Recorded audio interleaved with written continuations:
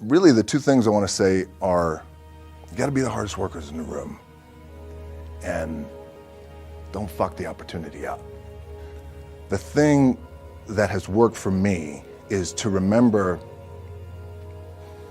the hard times.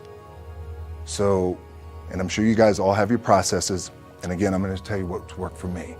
So before a big movie comes out, before, back in the days when I was wrestling with WWE, a WrestleMania match, anything big that would happen, I would always take a moment and I'd just remind myself, all right, I was evicted when I was 14.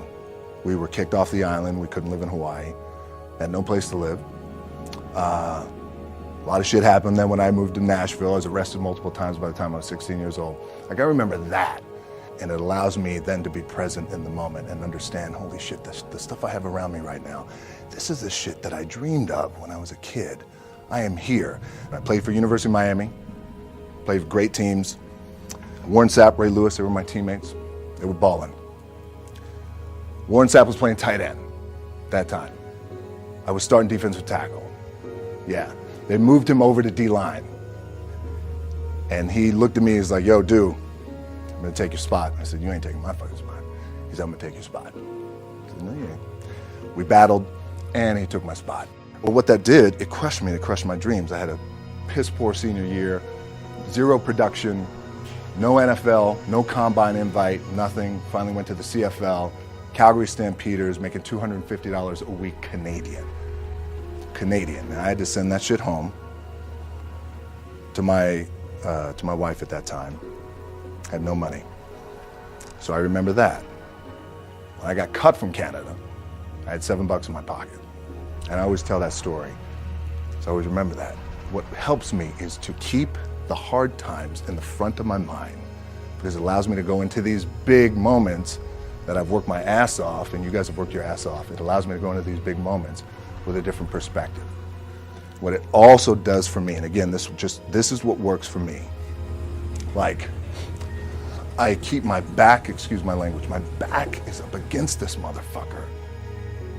Every day, it's against this fucking wall.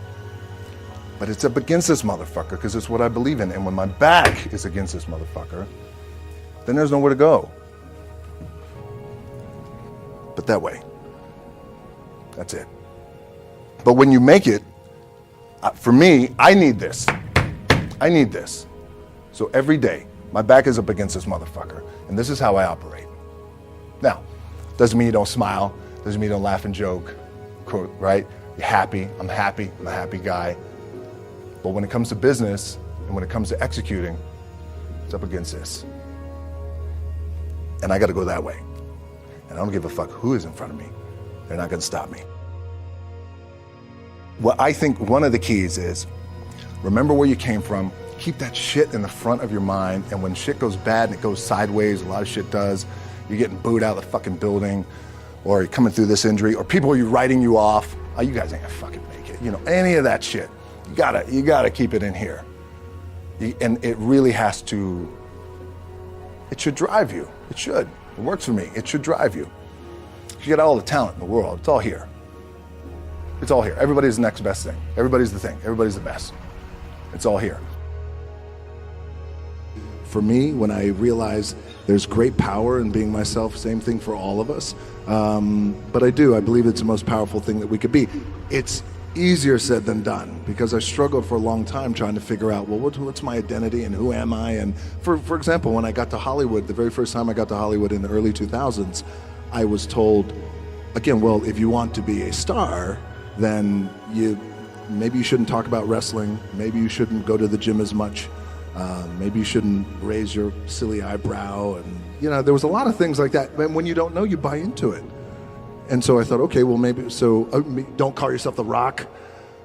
Okay, so I went through that entire process for years trying to figure out who I was. And then when you look back on my earlier career, the films I was doing, they were good, but just not, like, oh, that's how I like to see him because he is his true, authentic self.